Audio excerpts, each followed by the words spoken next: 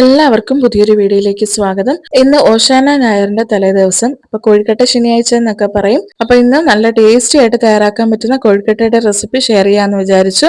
അപ്പൊ കൊഴുക്കട്ട തയ്യാറാക്കാനായിട്ട് നമുക്ക് ആദ്യം തന്നെ ശർക്കരയൊന്ന് ഉരുക്കിയെടുക്കണം. ഞാനിവിടെ 450 ഗ്രാം അളവിൽ ശർക്കരയാണ് കേട്ടോ എടുത്തേക്കുന്നത്. ഇനി ഒരു പാനിൽ ശർക്കര എടുത്ത് അതിലേക്ക് അല്പം വെള്ളവും കൂടെ ഒഴിച്ച് ശർക്കര കംപ്ലീറ്റ് ആയിട്ടൊന്ന് മെൽറ്റ് ആവുന്നിടം വരെ വെയിറ്റ് ചെയ്യാം. ഇനി നമുക്കിതൊന്ന് അരിച്ചെടുക്കണം കേട്ടോ. ഇപ്പൊ ഇത് ശർക്കര മുഴുവനായിട്ടും ഉരുകി കിട്ടിയിട്ടുണ്ട്. ഇനി നമുക്ക് ഒരു അരിപ്പ ഉപയോഗിച്ച് ഈ ശർക്കര പാനി ഒന്ന് അരിച്ചെടുക്കണം. അപ്പൊ ചില ശർക്കരയിലൊക്കെ നല്ല രീതിക്ക് അഴുക്കുണ്ടാവേ, പക്ഷെ ഞാനിപ്പോ എടുത്ത ഈ ഒരു ശർക്കരയിൽ അധികം അഴുക്കൊന്നും ഉണ്ടായിരുന്നില്ല. എന്നാലും നമ്മൾ അരിച്ചുപയോഗിക്കുന്നതാണ് കേട്ടോ സേഫ്. ഇനി നമ്മൾ അരിച്ചെടുത്ത ഈ ഒരു ശർക്കര പാനി ഒരു പാനിലേക്ക് മാറ്റണം. ഇനി ഇത് നല്ല രീതിക്ക് ഒന്ന് തിളപ്പിച്ചെടുക്കണം. ഒരുപാട് അങ്ങ് കുറുകി പോകണമെന്നൊന്നുമില്ല, ജസ്റ്റ് ഒന്ന് തിളപ്പിച്ചെടുത്താൽ മതി. ഇപ്പൊ നിങ്ങൾക്ക് കാണാൻ പറ്റും നല്ല രീതിക്ക് നമ്മുടെ ശർക്കര പാനി ഒന്ന് തിളച്ചു വന്നിട്ടുണ്ട്. ഇനി നമുക്ക് ഇതിലേക്ക് ഫില്ലിങ്ങിന് ആവശ്യമായിട്ടുള്ള തേങ്ങ ചിരകിയതൊന്ന് ചേർത്ത് കൊടുക്കണം. അപ്പൊ ഞാൻ ഇവിടെ ഒരു തേങ്ങ മുഴുവനായിട്ടും ചേർത്ത് കൊടുക്കുന്നുണ്ട്. ഇനി നമുക്ക് ഈ തേങ്ങ ചിരകിയത് ശർക്കരയിലേക്ക് ചേർത്ത് കൊടുത്തതിന് ശേഷം നല്ല രീതിക്കൊന്ന് മിക്സ് ചെയ്ത് കൊടുക്കണം. അപ്പൊ നമ്മുടെ ഈ തേങ്ങയിലേക്ക് ശർക്കരയുടെ ആ മധുരം എല്ലാം നല്ല രീതിക്കൊന്ന് അബ്സോർബ് ആവണം. അത് മാത്രമല്ല ഈ വെള്ളത്തിന്റെ അംശം എല്ലാം ഒന്ന് വറ്റി കിട്ടണം. അതുവരെ നമുക്ക് നല്ല രീതിക്കൊന്ന് മിക്സ് ചെയ്ത് കൊടുക്കാം. ഈ സമയം ഞാൻ 8 ഏലക്കയും 1 ടീസ്പൂൺ അളവിൽ നല്ല ജീരകവും കൂടെ അല്പം പഞ്ചസാരയും കൂടെ ചേർത്ത് മിക്സിയിലിട്ടൊന്ന് ക്രഷ് ചെയ്തെടുത്തിട്ടുണ്ട്. അത് ഏകദേശം ഒരു 2 ടേബിൾ സ്പൂൺ ആണ് കേട്ടോ കിട്ടിയേക്കുന്നത്. ഇനി അതും കൂടെ ഞാൻ ഇതിലേക്കൊന്ന് ആഡ് ചെയ്ത് കൊടുക്കുന്നുണ്ട്. അതിനുശേഷം നല്ല രീതിക്ക് ഒന്ന് മിക്സ് ചെയ്തെടുക്കണം. അപ്പൊ നമ്മൾ സ്വീറ്റ് റെസിപ്പീസ് ഒക്കെ തയ്യാറാക്കുമ്പോൾ ജീരകമോ അല്ലെങ്കിൽ ഏലക്കയൊക്കെ ആഡ് ചെയ്യുന്ന കേസസിലാണെങ്കിൽ ഇങ്ങനെ പഞ്ചസാരയോടൊപ്പം പൊടിച്ചെടുക്കുവാണെങ്കിൽ നല്ല രീതിക്കൊന്ന് പൊടിഞ്ഞു കിട്ടും.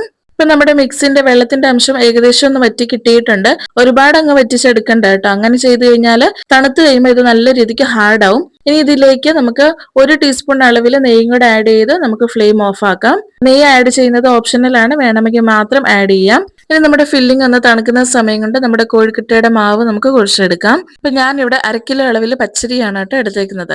നന്നായി കഴുകിയതിനു ശേഷം 4-5 മണിക്കൂർ കുതിർത്തെടുത്ത അരി വെള്ളം വാർന്നതിന് ശേഷം ഒന്ന് പൊടിച്ചെടുക്കണം. ഈ അരിപ്പൊടി നമുക്കൊന്ന് വറുത്തെടുക്കണം.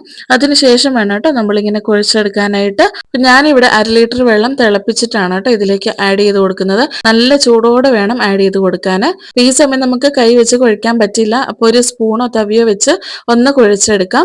അപ്പൊ ഞാനിവിടെ നമ്മുടെ ഈ മാവിന് ആവശ്യമുള്ള ഉപ്പും കൂടെ ആഡ് ചെയ്ത് കൊടുത്തിട്ടുണ്ടായിരുന്നു. അതിനുശേഷമാണ് കേട്ടോ വെള്ളം ഒഴിച്ചു കൊടുത്തത്. അപ്പൊ ഒരു സ്പൂൺ ഉപയോഗിച്ച് ഞാൻ നല്ല രീതിക്ക് ഒന്ന് മിക്സ് ചെയ്ത് കൊടുക്കുന്നുണ്ട്. അതിനുശേഷം നമുക്ക് ഒരു 5 മിനിറ്റ് എങ്കിലും ഇങ്ങനെ അടച്ചു വെക്കണം. ഇങ്ങനെ അല്പസമയം അടച്ചു വെക്കുന്നതുകൊണ്ട് 2 പർപ്പസ് ആണ് കേട്ടോ ഉള്ളത്. ഒന്ന്, നമുക്ക് കൈകൊണ്ട് കുഴിക്കാൻ പാകത്തിൽ ചൂടൊന്ന് ആറി കിട്ടും. അതുകൂടാതെ നമ്മുടെ മാവ് നല്ല രീതിക്കൊന്ന് സോഫ്റ്റ് ആയിട്ടും കിട്ടും. അപ്പൊ ഇനി നമുക്ക് കൈ ഉപയോഗിച്ച് നല്ല രീതിക്കൊന്ന് കുഴച്ചെടുക്കണം. അപ്പൊ വേണമെങ്കിൽ ഈ സമയം കുറച്ച് എണ്ണയും കൂടെ ചേർത്ത് കൊടുക്കാം. അപ്പൊ ഞാനിവിടെ എണ്ണയൊന്നും ഉപയോഗിക്കുന്നില്ല. അപ്പൊ ഇവിടെ നമ്മുടെ മാവ് നല്ല സോഫ്റ്റ് ആയി തന്നെ കിട്ടിയിട്ടുണ്ട്. അപ്പൊ ഞാൻ കുഴച്ചെടുത്തതിന് ശേഷം ഇതിൽ നിന്ന് എത്ര വലുപ്പത്തിലാണോ നമുക്ക് ആവശ്യം അതിനനുസരിച്ച് ഓരോ ബോളുകളാക്കി നമുക്കൊന്ന് ഉരുട്ടിയെടുക്കണം. അപ്പൊ ഞാനിവിടെ അത്യാവശ്യം വലിയ കൊഴുക്കട്ട തന്നെയാണ് കേട്ടോ തയ്യാറാക്കുന്നത്.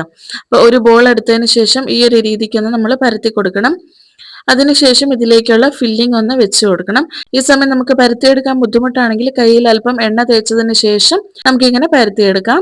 അപ്പൊ ഫില്ലിംഗ് ഒക്കെ വെച്ചതിന് ശേഷം നമുക്കിതൊന്ന് നല്ല രീതിക്ക് കവർ ചെയ്തെടുത്ത് ഒന്ന് റൗണ്ട് ഷേപ്പിലേക്ക് ഒന്ന് ആക്കിയെടുക്കാം. അപ്പൊ നമുക്ക് ഇങ്ങനെ ഓരോ കൊഴുക്കട്ടയും തയ്യാറാക്കാം. അപ്പൊ ഫില്ലിംഗ് ഒക്കെ പുറത്തു പോകാത്ത രീതിയിൽ നല്ല രീതിക്ക് വേണം കേട്ടോ കവർ ചെയ്തെടുക്കാനായിട്ട്. അപ്പൊ ഞാൻ ഇവിടെ ആദ്യത്തെ കൊഴുക്കട്ട ഒന്ന് ഷേപ്പ് ചെയ്ത് എടുത്തിട്ടുണ്ട്. അപ്പൊ നമ്മൾ ഈ ഒരു ദിവസം കൊഴുക്കട്ടയൊക്കെ തയ്യാറാക്കുന്നതിന് ഒരു കാരണമുണ്ട്. 9 നോയമ്പിന്റെ 41ാമത്തെ ദിവസമാണ് കേട്ടോ ഈ ഒരു കൊഴുക്കട്ട നമ്മൾ തയ്യാറാക്കുന്നത്. ഇതൊരു ഓർമ്മപ്പെടുത്തലാണ്. യേശുവിന്റെ ഏറ്റവും പ്രിയപ്പെട്ട സുഹൃത്തായിരുന്നു ലാസർ.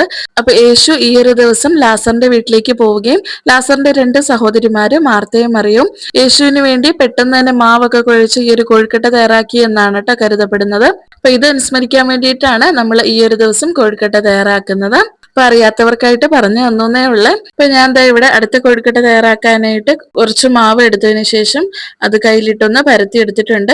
ഇതിലേക്ക് ഫില്ലിംഗ് വെച്ച് ഒന്ന് ഉരുട്ടി എടുക്കുന്നുണ്ട്. ഇതേപോലെ നമുക്ക് എല്ലാ മാവും ഉപയോഗിച്ച് കൊഴുക്കട്ട ഒന്ന് റെഡിയാക്കി എടുക്കാം.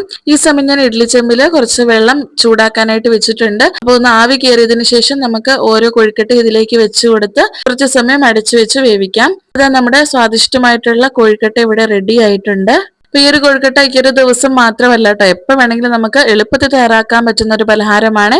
ഇതിന്റെ ആ ഒരു ഫില്ലിംഗ് വെറുതെ കഴിക്കാൻ തന്നെ നല്ല ടേസ്റ്റ് ആണ്. അപ്പൊ എല്ലാവരും ഇതേപോലെ ഒന്ന് ട്രൈ ചെയ്ത് നോക്കണം. അപ്പൊ എല്ലാവരും ഇതൊന്ന് തയ്യാറാക്കി നോക്കിയതിന് ശേഷം ഇഷ്ടപ്പെടുവാണെങ്കിൽ ഈ വീഡിയോ ഒന്ന് ലൈക്ക് ചെയ്യാനും അപ്പോൾ ചാനൽ ഒന്ന് സബ്സ്ക്രൈബ് ചെയ്ത് സപ്പോർട്ട് ചെയ്യാനും മറക്കല്ലേ.